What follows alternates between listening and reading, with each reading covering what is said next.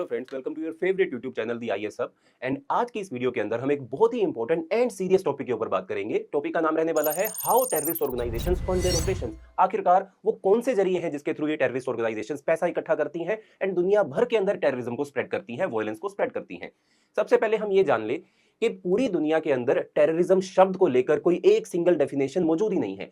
अभी तक United nation ने टेररिज्म की डेफिनेशन को एक्सेप्ट नहीं किया है। ऐसा कोई रेजोल्यूशन पास नहीं किया गया है जो पूरी दुनिया के अंदर एक टेररिज्म की डेफिनेशन को एक्सप्लेन करता हो। ये बहुत ही हैरान कर देने वाली बात है, क्योंकि पिछले साल अगर हम 2023 की बात करें तो पूरी दुनिया में लगभग 10,000 लोगों की जो जान थी वो टेरर एक्टिविटीज के कारण चली गई थी। एंड इसके साथ साथ लगभग 90% ऑफ द कंट्रीज जो इस पूरी दुनिया में सिचुएटेड है, उनके अंदर किसी ना किसी प्रकार की टेरर एक्टिविटी पिछले साल में हमने देखी। जो ग्लोबल टेररिज्म इंडेक्स है वो इसके बारे में हमको बताता है, बट स्टिल अभी तक कोई सिंगल डेफिनेशन को एक्सेप्ट नहीं किया गया है। बट हम कैसे एक्सप्लेन करेंगे टेररिज्म क्या होता है या टेरर ग्रुप्स क्या क्या होते हैं?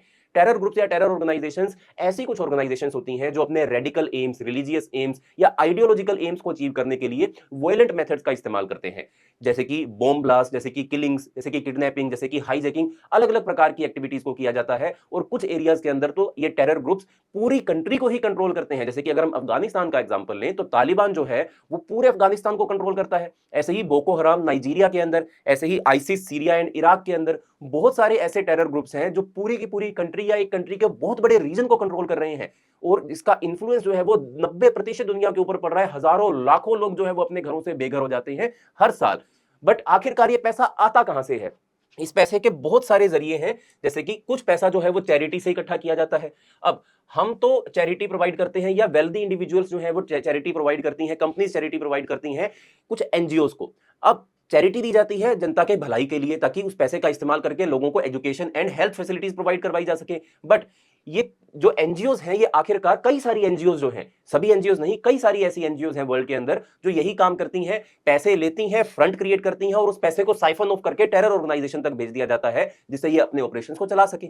इसके साथ साथ जैसे अल कायदा ये काम करता है। दुनिया भर में ऐसी बहुत सारी एनजीओस हैं जो हलाल एनजीओस के नाम से मशहूर है, यानी कि वो इस्लामिक रूल्स को फॉलो करती हैं एंड वहां से पैसा इकट्ठा किया जाता है और फिर अल कायदा को, आईसिस को, ऐसी बहुत सारी जगहों पर भेज दिया जाता है। एंड ये ओपन करते हैं Honey shops, Honey companies, front companies, ताकि ये पैसे की मनी लॉन्ड्रिंग कर सके, ब्लैक मनी को व्हाइट मनी में कन्वर्ट कर सके और फिर उस पैसे का इस्तेमाल टेरर ऑपरेशंस के लिए किया जा सके। ऐसी कंपनीज, ऐसे फ्रंट्स दुनिया भर में सिचुएटेड होते हैं। कई सारी कंट्रीज जो टैक्स हेवन कंट्रीज हैं, जैसे कि क्रोएशिया हो गया, जैसे सिंगापुर हो गया, सिशिल्स हो गया, मॉरिशियस हो गया, स्विट्जरलैंड हो गया, इन सभी कंट्रीज के अंदर ऐसी फेक कंपनीज, ऐसा सेटअप क्रिएट किया जाता है कि लगे कि ये कंपनी जो है वो किसी प्रकार का लीगल काम करती है, ट्रेडिंग करती है, बट एक्चुअली में वो फ्रंट होता है जो पूरी दुनिया से मनी को लॉन्डर करने के लिए इस्तेमाल किया जाता है और वो पैसा फिर टेरर ऑर्गेनाइजेशन तक पहुंच जाता है। इसके साथ साथ और भी कई सारे तरीके हैं जिनके थ्रू ये टेररिस्ट ऑर्गेनाइजेशन जो है ये काम कर रही है, जैसे कि कई सारे इलीगल एक्टिविटीज, जैसे ड्रग ट्रैफिकिंग, जैसे आर्म्स स्मगलिंग, जैसे कि ह्यूमन ट्रैफिकिंग। ये अलग अलग प्रकार की इलीगल एक्टिविटीज को भी परफॉर्म करते हैं। ड्रग ट्रैफिकिंग सबसे मेजर सोर्स है इन टेरर ऑर्गेनाइजेशंस का पैसे इकट्ठे करने के लिए। एक तो ड्रग्स के थ्रू ये पूरी दुनिया के अंदर यूथ को खराब करने का भी काम करते हैं, जैसे कि इंडिया के अंदर हम जानते हैं कि ड्रग्स जो है वो नॉर्दर्न पार्ट ऑफ इंडिया के अंदर एक बहुत ही मेजर प्रॉब्लम बन चुका है। और ये सारा ड्रग्स जो है वो भारत में आता कहां से है? ये हमारी पोरस बॉर्डर्स के थ्रू भारत में एंटर कर जाता है, पोर्ट से, लैंड बॉर्डर से, अलग अलग एरिया से भारत में आता है और फिर ये यूथ को भी खराब करता है। और इससे जो पैसा इकट्ठा हो रहा है वो आखिरकार जाकर टेरर ऑर्गेनाइजेशन तक पहुंच रहा है और फिर इंडिया के अंदर, कश्मीर के अंदर बॉम्ब ब्लास्ट कर रहे हैं और हमारे जो जवान हैं उनकी जान ले रहे हैं। एनीवेज, तो drugs, arms and human trafficking ये एक बहुत ही मेजर सोर्स ऑफ रेवेन्यू है इन टेररिस्ट ऑर्गेनाइजेशंस का। इसके साथ साथ ये किडनैपिंग करते हैं, जैसे कि एक ऑर्गेनाइजेशन है जिसका नाम है बोको हराम। बोको हराम नाइजीरिया में, अफ्रीका के अंदर सिचुएटेड है। बोको हराम is very infamous for kidnapping and ransom. ये वेल्दी इंडिविजुअल्स को टारगेट करते हैं, इंडस्ट्रियलिस्ट को टारगेट करते हैं, किडनैप कर लिया जाता है उनको और फिर उनको छोड़ने के बदले में उनसे पैसे मांगे जाते हैं, उनके परिवार से, उनके देश से पैसे मांगे जाते हैं और फिर वो पैसे कहां इस्तेमाल होते हैं हम जानते ही हैं। ऐसे ही ये टेरर ऑर्गेनाइजेशंस जो है ये जिस टेरिटरी को कंट्रोल करते हैं, मान लीजिए तालिबान जो है वो अफगानिस्तान की टेरिटरी को कंट्रोल करता है, बोको हराम नाइजीरिया की टेरिटरी को कंट्रोल करता है, जेएनआईएम ईस्ट अफ्रीका की टेरिटरी को कंट्रोल करता है। तो ये जिस भी टेरिटरी को कंट्रोल करेंगे वहां पर टैक्सेस भी इंपोज करेंगे, वहां से भी रेवेन्यू जनरेट करेंगे और उस पैसे का इस्तेमाल उन्हीं लोगों को सब्जुगेट करने के लिए किया जाएगा। इसके अलावा कोकेन ट्रेड, गोल्ड माइंस, जैसे अफ्रीका के अंदर कई सारी गोल्ड माइंस हैं, उनको भी कई टेररिस्ट ऑर्गेनाइजेशन इलीगल तरीके से कंट्रोल करती हैं और वो गोल्ड को स्मगल कर दिया जाता है, ब्लैक मार्केट में बेच दिया जाता है और पैसा कमा लिया जाता है। इसके साथ साथ और भी कई सारे तरीके हैं, जैसे कि ड्रग्स एंड आर्म्स ट्रैफिकिंग की हमने बात करी, ऐसे ही money laundering, joint operation, counterfeit goods, ये नकली गुड्स क्रिएट करते हैं, फेक गुड्स क्रिएट करते हैं, फेक करेंसी क्रिएट करते हैं, जैसे कि डॉलर्स हो गए, रुपीस हो गए, पाउंड्स हो गए, स्टर्लिंग्स हो गए, और फिर इनको मार्केट के अंदर रिलीज कर दिया जाता है। इसके साथ साथ ये जो टेररिस्ट ऑर्गेनाइजेशंस हैं, ये पॉलिटिकल इंस्टेबिलिटी को भी एक्सप्लॉइट करती हैं। उन कंट्रीज में जहां पर civil war like situation create हो चुकी है, वहां पर पॉलिटिकल इंस्टेबिलिटी को क्रिएट करके या उसका इस्तेमाल करते हुए कई सारे ऐसे एक्टिविटीज को परफॉर्म किया जाता है उस कंट्री के अंदर जहां से पैसा जनरेट किया जा सके, जैसे कि यमन के अंदर, जैसे कि सीरिया के अंदर, जैसे कि इराक के अंदर, या फिर और भी जो अफ्रीकन कंट्रीज है ईस्ट और वेस्ट के अंदर मौजूद, वहां पर भी पॉलिटिकल इंस्टेबिलिटी के थ्रू गवर्नमेंट में हस्तक्षेप करने के कारण उसका फायदा उठाते हुए ये ऑर्गेनाइजेशंस जो है वो पैसा इकट्ठा करती हैं। इसके साथ साथ अगर हम ड्रग्स की बात करें तो सबसे मेजर जो दो इलाके हैं जहां से ड्रग्स को पूरी दुनिया के अंदर भेजा जाता है वो है golden crescent and golden triangle. ये टर्म आपने पहले सुनी होगी, golden crescent and golden triangle. Golden crescent India के वेस्ट में एंड गोल्डन ट्रायंगल इंडिया के ईस्ट में सिचुएटेड है। भारत इन दोनों के बीच में आ जाता है, जिसके चलते इन दोनों ही रीजन से ड्रग्स जो है वो भारत तक स्मगल करते किए जाते हैं और उससे भारत के अंदर बहुत सारी जनसंख्या, बहुत सारा यूथ जो है वो आज की डेट में गलत राह के ऊपर जा रहा है। इसके साथ ही दुनिया के मेजर ये रूट्स है जहां से ड्रग्स को ट्रैफिक किया जाता है और उससे टेरर ऑर्गेनाइजेशन की फंडिंग चलती है, जैसे कि ये इलाका भी Mexico and central America, Caribbean का जो रीजन है, ये केमिकल बेस्ड ड्रग्स बनाने के लिए, कोकेन बनाने के लिए बहुत ज्यादा इनफेमस है और ये पूरी दुनिया के अंदर यहां से ड्रग्स जो है वो सप्लाई करते हैं, चाहे वो यूरोप हो, चाहे वो अमेरिका हो, चाहे वो साउथ अमेरिका हो, चाहे वो अफ्रीका हो, इन सभी रीजन तक ये जो ड्रग्स हैं यहीं से पहुंचते हैं।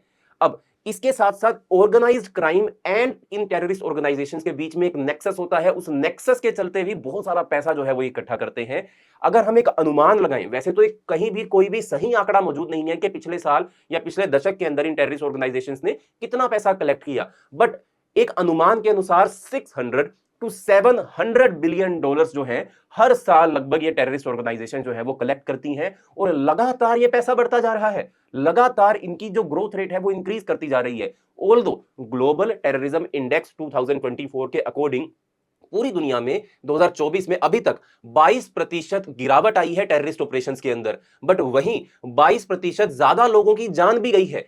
एक तरफ गिरावट आ रही है, दूसरी तरफ ज्यादा लोगों की जान जा रही है। इसका मतलब कि जितने भी टेररिस्ट अटैक्स हो रहे हैं, भले ही नंबर उनका कम हो चुका है, बट टेररिस्ट अटैक और ज्यादा फैटल और ज्यादा डेडली हो चुके हैं। ऐसे सिनेरियो के अंदर आज के केस में लोन वुल्फ अटैक, आपने ये टर्म सुनी होगी, लोन वुल्फ अटैक जो है वो बहुत ज्यादा बढ़ चुके हैं। अब ये ऐसे लोग होते हैं लोन वुल्फ जो किसी टेररिस्ट ऑर्गेनाइजेशन से डायरेक्टली जुड़े हुए नहीं होते हैं, ये कहीं पर ट्रेनिंग नहीं लेते हैं, बस ये किसी टेररिस्ट ऑर्गेनाइजेशन से सिंपैथाइज करते हैं, उनसे एम्पैथाइज करते हैं, खुद इंटरनेट के ऊपर अपनी ट्रेनिंग हासिल करते हैं, छोटा बॉम्ब क्रिएट करते हैं या हथियार लेते हैं और पब्लिक में जाकर उसका इस्तेमाल करते हैं और आम लोगों की जान ले लेते हैं। ये लोन वुल्फ अटैक्स, इन लोन वुल्फ को डिटेक्ट कर पाना बहुत ही मुश्किल है, क्योंकि जो एजेंसीज हैं जो इन टेरर ऑपरेशंस को कंट्रोल करने को, रोकने का काम करती हैं, वो इस थ्रेट से इसकी जानकारी ही कलेक्ट नहीं कर पाती हैं। क्योंकि मान लीजिए कोई आम इंसान जो एक क्लास में पढ़ता है, स्कूल जाता है, कॉलेज जाता है, बट उसके मन के अंदर चल रहा है किसी ना किसी टेररिस्ट ऑर्गेनाइजेशन के प्रति सिंपैथाइज, तो वो क्या करेगा, वो कभी भी इस प्रकार का अटैक कर सकता है, हम उसे डिटेक्ट नहीं कर पाएंगे। तो ऐसे में इन लोन वुल्फ को आइडियोलॉजिकल ट्रेनिंग प्रोवाइड करने के लिए जो टेररिस्ट ऑर्गेनाइजेशंस हैं वो इंटरनेट का सहारा लेती हैं और इंटरनेट के ऊपर ऐसी वीडियोस या ऐसे टेक्स्ट, ऐसे पीडीएफ्स को अपलोड किया जाता है जो लोग पढ़ते हैं। एक वल्नरेबल बच्चा पढ़ता है, उसे सीखता है और फिर उस अटैक को वो परफॉर्म कर देता है, जिसको रोकने के लिए हमारे पास कोई जरिया ही मौजूद नहीं है। इसके साथ साथ इन टेररिस्ट ऑपरेशंस के चलते ह्यूमन एंड इकोनॉमिक लॉस, लगभग पूरी दुनिया को 4 से 5%, इस पूरे वर्ल्ड की जीडीपी का नुकसान हर साल सिर्फ इन टेररिस्ट ऑपरेशंस के कारण ही हो रहा है। हजारों लोगों की जान जा रही है। इसके साथ साथ लाखों लोग जो है वो इंटरनली या फिर एक्सटर्नली माइग्रेट हो जाते हैं, अपनी ही कंट्री के अंदर वो रिफ्यूजी बन जाते हैं या अपनी कंट्री को छोड़कर वो कहीं और शरण लेने पर मजबूर हो जाते हैं। जो कि जैसे कि अफ्रीका नेशंस के अंदर या मिडिल ईस्ट के अंदर जो समस्या चल रही है, इजराइल के अंदर जो समस्या चल रही है, वहां से जो लोग निकलते हैं वो यूरोप की तरफ या फिर दूसरी कंट्रीज की तरफ जाते हैं और वहां पर असाइलम की डिमांड करते हैं, रिफ्यूजी स्टेटस की डिमांड करते हैं। इससे जिस कंट्री में वो पहुंच रहे हैं उनके इकोनॉमिक रिसोर्सेज के ऊपर भी क्राइसिस क्रिएट होता है और उनकी कंट्री जहां से वो ओरिजिनेट हुए वहां तो क्राइसिस पहले ही चल रहा है।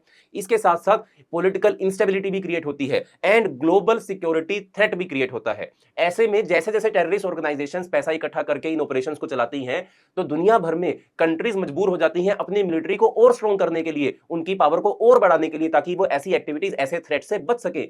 बदले में क्या होता है, वही कंट्री का पैसा जो मिलिट्री पर खर्च हो रहा है वो सोशल एंड इकोनॉमिक लोग जो बैकवर्डनेस है उसको कम करने के लिए खर्च किया जा सकता था। उस पैसे से स्कूल, सड़कें, हॉस्पिटल्स बनाए जा सकते थे, बट उससे टैंक्स, बंदूकें खरीद ली गई, उसे एयरप्लेन्स या फाइटर एयरप्लेन्स खरीद लिए गए।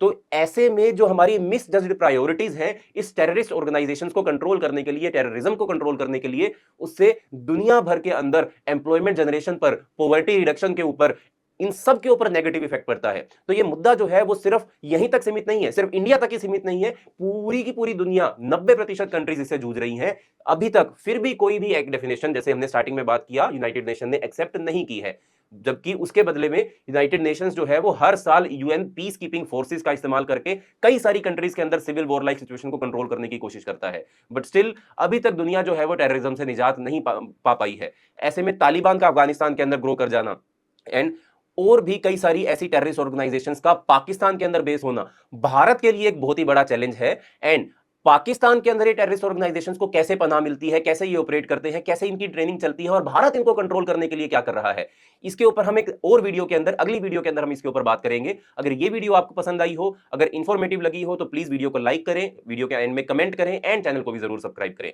मिलते हैं अगली वीडियो के अंदर, तब तक के लिए तैयारी जारी रखिए and be safe, be informed. धन्यवाद।